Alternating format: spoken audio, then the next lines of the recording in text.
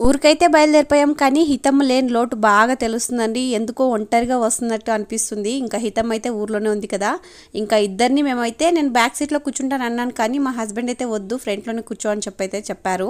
ఇంకా మా హస్బెండ్ ఒక్కరిని నేను ఒక్కరిని అయితే హ్యాండిల్ చేసుకొని వచ్చామండి. దారి మధ్యలోనే ఈసారి ఏంటో పడుకున్నారు.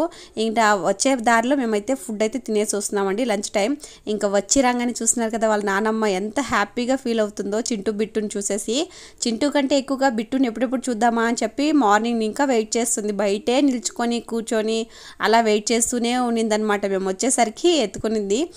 ఇంకా వాళ్ళ తాత కూడా చూస్తున్నారు కదా ఎంత హ్యాపీగా వాళ్ళైతే రిసీవ్ చేసుకున్నారో.